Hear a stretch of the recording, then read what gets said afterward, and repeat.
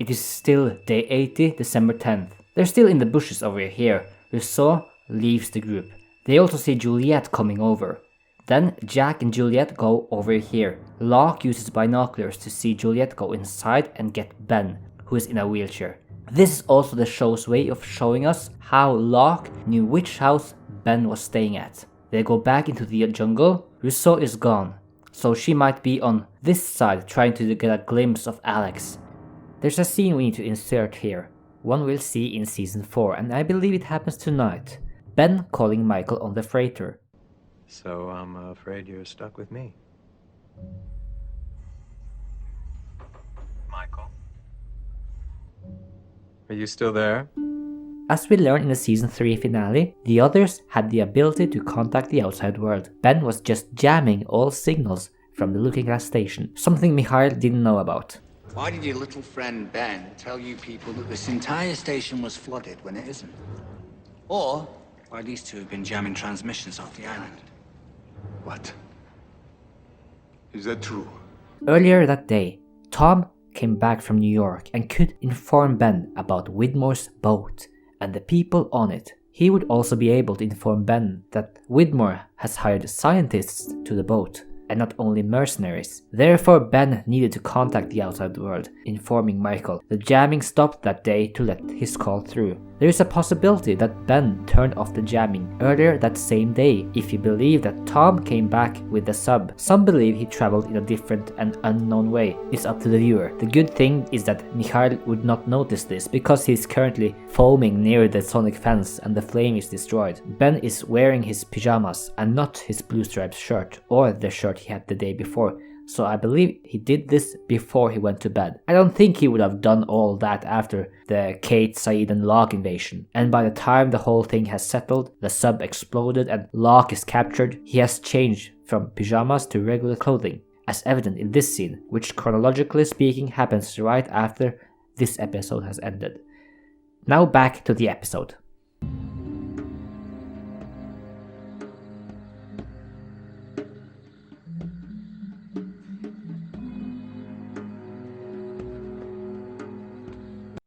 At night, they spot Jack and Juliet go from here to here. Kate and Saeed sneak into the barracks to contact Jack. Jack's house is over here. This started out as Ben and Roger's house when they moved in, but at some point they moved since this woman lived here in 1974. This is where the time travelers were hiding in La Flor. Ben will also briefly stay here in season 4. While Kate goes inside, John Locke goes around, but he doesn't go inside this house. He goes directly here. He avoids getting captured. Jack meets Kate, but tells her that they are watching him. In season 5, we'll learn that they have a security office with a surveillance room inside the barracks. So it's a possibility that Ryan Price has taken over this house over here, the one we established in this episode as the security office. They rush to this house and capture both Kate and Saeed. Okay, one more time. Who else is with you?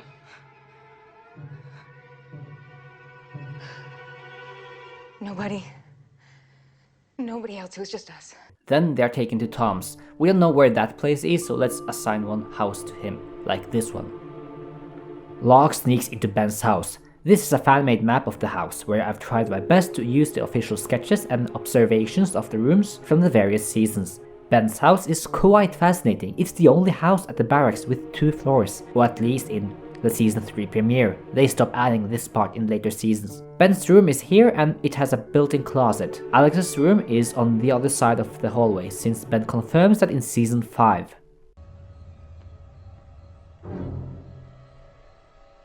That was your house, wasn't it? Yes, and that's Alex's room. Alex's room is a bit of a mystery since it is much smaller than the area over here. But this house has faced some changes since the 70s. For instance, this was Horace Goodspeed's house, and there was the entrance to Ethan's room over here.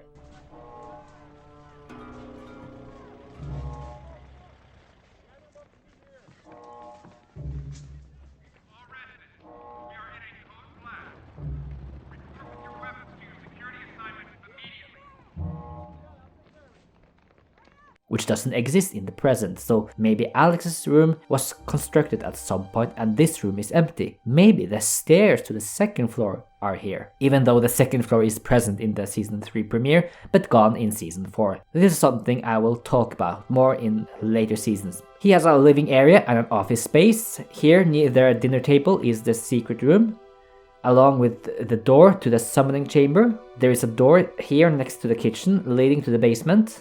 Figuring out the layout of the ground floor was one thing. The basement, boy, that was a can of worms. You see, this was likely a bunch of hallways in the Hawaiian film studio that they stitched up together, and the layout we see makes little to no sense, so this was my best attempt. With the room lock is chained at, which doesn't make sense since there is a window here, but there's nothing we can do about that. There are 2 staircases, which was a major revelation to me after studying the episode Eggtown in season 4. One of the staircases faces a tiny cupboard / laundry room, which is adjacent to the tunnels, which we'll see in the season 5 finale. But yeah, I will talk more about this in the next seasons.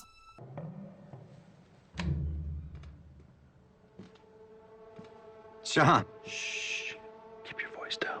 Locke goes into Ben's room asking for the submarine.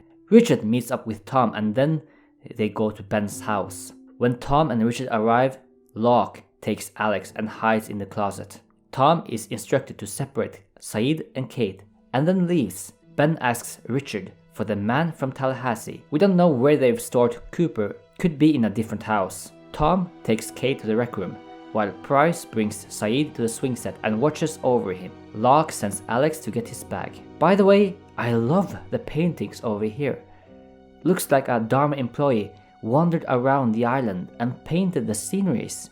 He or she went to the golf course valley, otherwise known as the Mesa, and painted this. And here it looks like we have the valley where Echo met the monster posing as Yemi. And this could be a lagoon someplace, maybe here. The painter has wandered around, painting lots of mountain ranges. The Lost discussion forums were fuming about this painting. Who is this woman? Was it Ben's mother? The thing about this painting is that it changed houses. It was in the same house where Ben lived as a kid over here, and it is now here. Did it have some sentimental value to Ben? Did Roger and Ben bring it to the island from the real world?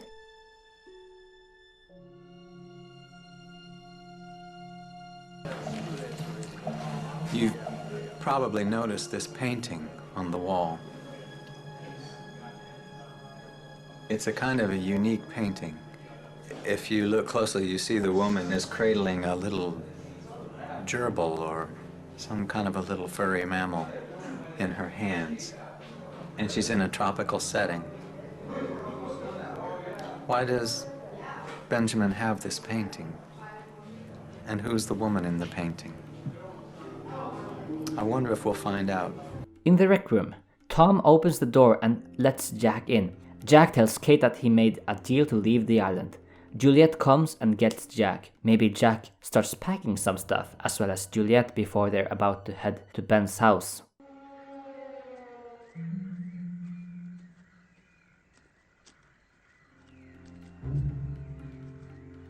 Alex retrieves Saeed's pack from Ryan. Ben tells Locke about the magic box, which contains whatever a person desires. You're a hypocrite, a Pharisee. You don't deserve to be on this island. If you had any idea what this place really was, you wouldn't be putting chicken in your refrigerator. You've been here 80 days, John. I've been here my entire life. So how is it that you think you know this island better than I do? I really love this conversation. Let's look at it from a Christian point of view, since Ben uses the word communion with the island later in the episode. Theologian and Cardinal of the Catholic Church, Avery Dulles, presents different models of revelation. One of them is seen as a special inner experience, the inner feeling of a communion with God. Something we've seen with Locke. The island doesn't have a scripture, sacred text where you can come closer to a revelation through studies. That's something Ben would have loved. Ben, who is represented as the priest, the one with a professional status that have been patient all his life, is challenged by Locke, the prophet, who understands the island much better than him, the man who has a spiritual awakening as soon as he arrived on the island. As I illustrated in my episode on Stranger in a Strange Land, with the others having many similarities with modern cults, as well as dangerous organizations such as the Church of Scientology, Locke represents the spiritual, evoking the Native American religion as well as the sacred spirituality of the Australian Aboriginals. Let's get back to the show.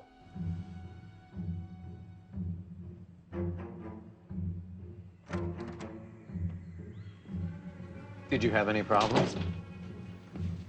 I was trying to use this clock to figure out how long certain characters spent on certain stuff in this episode, but it was of no use. This clock is going haywire within the scene, so it's a blooper.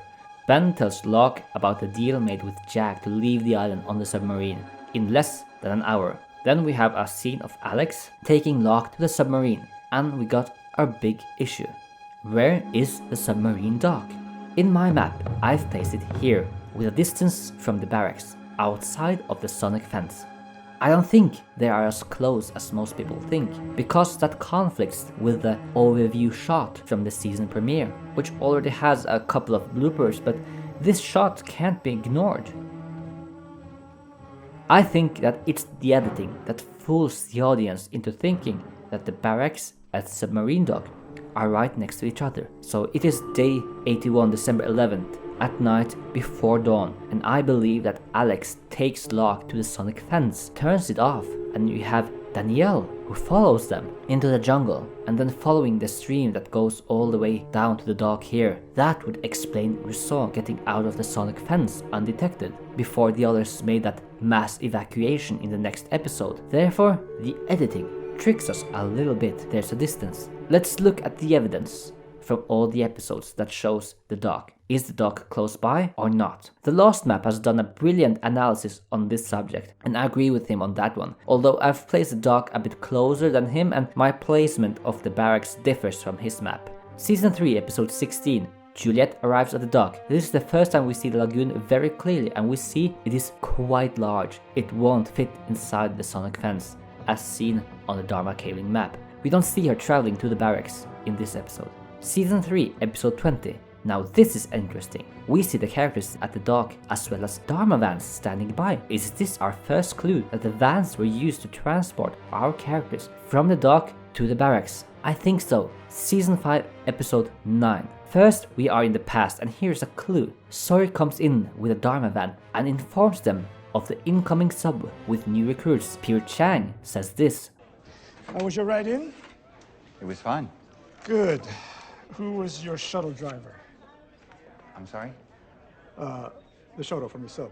Who was your driver? Oh, that was LaFleur. Which I believe is the shuttle from the dock to the barracks, like we saw in The Man Behind the Curtain. Then we have the present. Frank and Son arrive at the dock and hear the rustling of the monster nearby. The next scene shows them at the barracks. I believe that this is a similar situation like we saw with Alex and Locke. The travel is not shown for time and editing reasons. No one lives at the barracks anymore, and the fence is turned off. That explains that the monster would be able to pass the sonic fence and then appear as Christian Shepherd there, before going back to Hydra Island. Season 5, episode 12. Once again in the past, we see Ben at the barracks, and then it cuts to the dock. We don't see the travel time. And as we see once again, the lagoon is enormous. In the present, Ben and fake Locke arrive at the dock while it is sunset, and then it's nighttime when they arrive at the barracks. This suggests to me that there is some travel time. However, the show has been quite loose about those things before, such as the day turning into night when they go from the beach to the Swan Station after they find out that Ana Lucia was attacked by fake Henry Gale. Season 5, episode 13. Pierre Chang says he needs Miles to bring him the scientists from Ann Arbor from the submarine dock. Miles, I need you. You do? Subs in from HQ. We need your help bringing them in. Sure, new recruits. No, scientists from Ann Arbor. Get your van and let's get to the dock. There is a van over there, and in the next episode, when Faraday comes back to the barracks, it is early in the morning. Season 5, episode 15. This episode has tons of action near the dock. For instance, we have Hurley, Miles and Jin leaving the barracks, and then you have vans ferrying people from the barracks to the dock, including Pierre Chang's family. This can be brushed aside as them having lots of luggage, but still even Sawyer and Juliet are ferried from the barracks by a jeep to the dock without any luggage, suggesting some distance. The submarine also goes directly to the ocean, meaning that the dock is near the coast. Then we come to season 6, which is where they fall into a few blunders. Season 6, episode 3. This is kind of the odd one, especially this comment by Kate. That was your house, right? With Juliet? Yeah.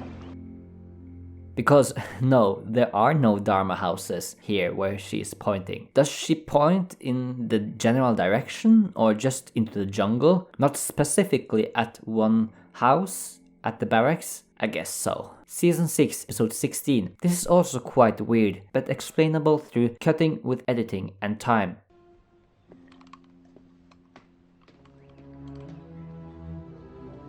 What are you doing here, Richard? We're getting explosives to destroy the plane on the other island. Charles, Yes. it's Locke. He's coming. Has he seen you? No, I don't think so. Our boat is still there. It's a very fast-paced episode, and everything happens like within the same scene. One thing we can add is that Zoe uses binoculars, and some binoculars can spot things several kilometers away. Zoe could have gone up here to the more elevated area of the barracks, and then spotted fake Locke arriving to the dock. That's it. I think there are some blunders in season 6, but mostly to cut time and distance in editing. But in general, the show tells us that there is a substantial distance between the dock and the barracks, which includes passing the sonic fence and following the river which would end up in this lagoon, starting from the middle of the jungle where the boathouse is. Now, back to the show. Locke boards the sub with a C4. Jack asks Ben to let his friends go after he leaves. Juliet thanks Ben for keeping his promise. Locke has planted the explosive. One thing is that he's completely soaked when he walks down the dock. So either he planted C4 on the inside of the sub as well as going into the water planting explosives on the outside of the sub to maximize the damage, or due to the darkness he slipped and fell into the water. Jack, Juliet, Tom, Ryan and one unknown other get to the dock. The submarine blows up before Jack and Juliet can board it to leave the island. And judging by Locke's face in the next scene, as well as Jack's killer gaze, I'd say Jack punched Locke in the face before they were all taken back to the barracks. Locke is brought to Ben's house, down to his basement and cuffed to a pipe in a closet. Richard and Ben come in. Now this must be quite the weird experience for Richard. The first time he met this man was back in the 50s, telling Richard that Jacob sent him and he looks just the same. And then Richard was following his life, even following Jack's advice not to give up on him, knowing that he would end up on the island and travel to the past. I also love the several glances Richard takes at Locke, the mystery man. They walk down the corridor and show Locke what came out of the magic box. Anthony Cooper. See you guys next week and please subscribe for more island exploration.